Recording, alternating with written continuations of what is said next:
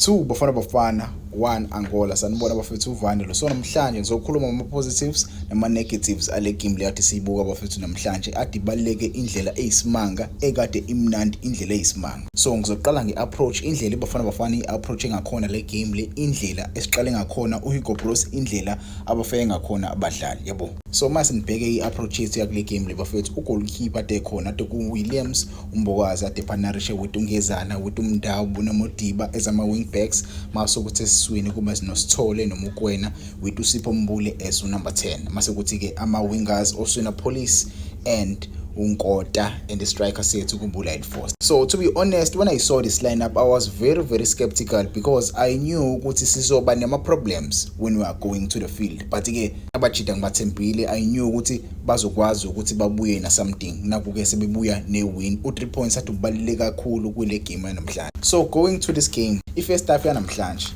yanamhlanje bafethu angifuni ukuqamba manga, bengingasiyona ile Bafana lo Bafana engijwayo. Yabona Angola for me bengiyisaba, but ukuyisaba kwami kuye kwaphela sengiyibona idlala against iBafana Bafana because I feel like approach kwayo le game le abafikanga ukuzodlala. Yabo abafikanga ukuzodlala, bafike ukuzolimaza, and uRefi I feel like uRefi bengafuna ukubanikeza amakhadi with whatever reasons I don't know, but ke i-approach yabo bona bebethanda ukudlala leli bhola lihamba phezulu, ukudlala ama-cross kakhulu. Let's say mhlawumbe umdlalo uzofawula mase kwenziwani bethola ama-cross. Ngibonile ke lapha kwi-side laModiba, i-side laModiba first half ilona kakhulu ebelidlala ama-fouls angena sidingo, ilona side besibona khona abajida bekwazi ukuthola ama-crosses, bakwazi ukushaya ibhola yabo. And yabona lento yama-cross for iBafana Bafana, I feel like leyo nto lo isazosibulala in the long run. These crosses abeshawa iAngola, lawa ama-crosses lawa asazosibulala in the long run because I feel like ama-defenders wethu mafishane and ama-defenders wethu yabo asa skeptical in defending ama set pieces. I don't know, mhlambe into le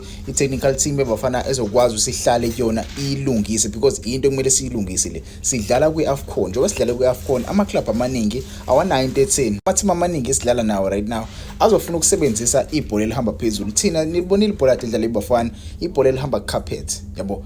Into abayenzayo bona abajwayele ukudlala ndawonye kakhulu, njengoba bengajwayele ukudlala ndawonye kakhulu, most yama players eAngola bedlalele eEurope, so they used ama set piece as a way to go against iBafana Bafana. They used ama set piece to show ukuthi iBafana Bafana bayakwazi ukuthi badlale against you. Ngathi uma ngiyayenza in sense, but into yabo nje ama set piece ulibona negoli labo balikorile, but nimbonile ke bafethu ubani Oswena Police, igoli elihle bafethu elishawa Oswena Police yabo, sheer effect siyibonile lapha bafethu kuLyle Foster, beautiful goal from Oswena Police. Mase kuthi ke second half another beautiful goal esiyibonile kuLyle Foster bafethu, umchita bafethu. I never doubted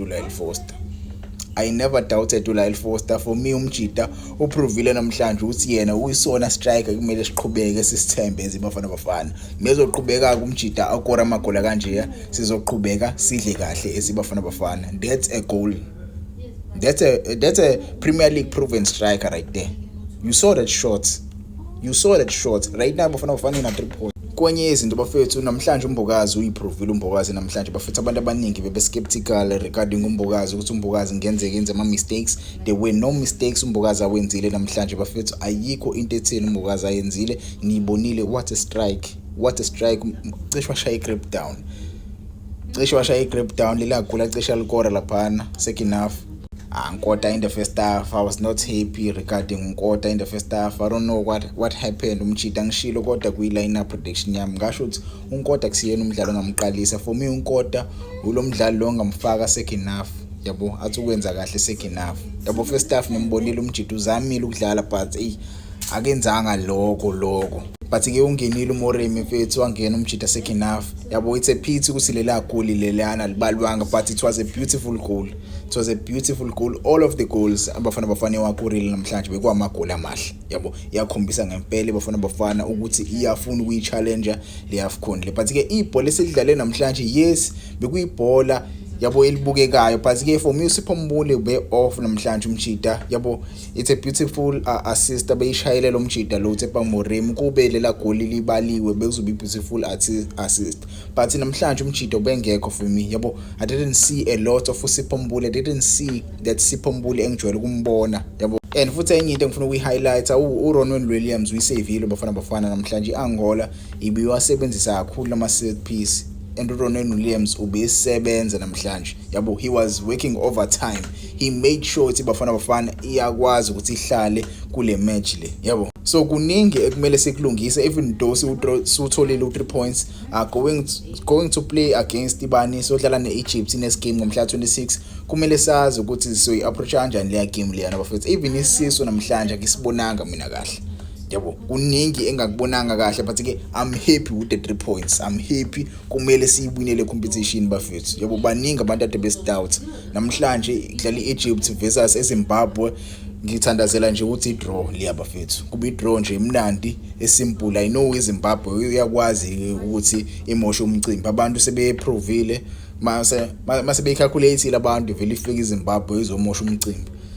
Sinomdlalo ke neZimbabwe umhla 29 engifuna siprove ipoint against iZimbabwe because iZimbabwe iyathanda ukwenza umsangano. Kumele nje siyishaye iZimbabwe ngomhla 29, but ke i-game ezobe i-decider for iBafana Bafana siyodlala against i-Egypt ngomhla ka-26 ngoLwesine. Ilapho khona ke kumele siyishaye i-Egypt, khona sizobona impela singabe siya progress as ama-log leaders as ama-group winners yabo. For me Bafana Bafana, I feel like lo 3 points lo mkhulu kakhulu lo 3 points lo for us ukuthi singakwazi ukuthi siphokophele siye phambili, usethe i-tone right for the boys yabo. I-camp izoba right now regarding lo 3 points. But ke you can tell me in the comments how do you feel? Do you feel maybe if we included some other players bengaba mnandi yabo? I wanted to see the likes afobo lo majita laba abo Campbell yabo. I wanted to see abo Campbell abajita bedlala, but ke we didn't get to see izinto ezikanjalo. But ke abajita bangidlalelile mina namhlanje. I hope to see a lot of players being included yabo. Wena ngokwakho, how did you feel ngale game le? Mina afcaba bengimincele yabo, bekinako kuminca, but ke abajita second half yabo baphula phile. First half bengasiyona igame emnandi for us, but ke sithe sesibuya abajita badlala kamnandi mfethu yabo, badlala nje kamnandi. But ke wena, you can tell me how did you feel about this game? Do you think Bafana Bafana izoqeda le group le as ama-group leaders or sisazofika number 2? Angazi yabo, baningi kade beyi-doubt Bafana Bafana. I saw a lot of comments, I saw a lot of people celebrating Bafana Bafana ku-1-1 score. Angi-understand ngempela ukuthi ubani laba ba-celebrate Bafana Bafana mingenzi kahle. Angi-understand ukuthi why we celebrate Bafana Bafana. Ngabe ngiya-understand mhlawumbe uyi-Nigerian yabo. I get that you are a Nigerian, you are celebrating because we are rivals with Nigerians. We are rivals with Nigerians, with Zimbabweans. But getting someone who is living here in South Africa celebrating, but ke Bafana Bafana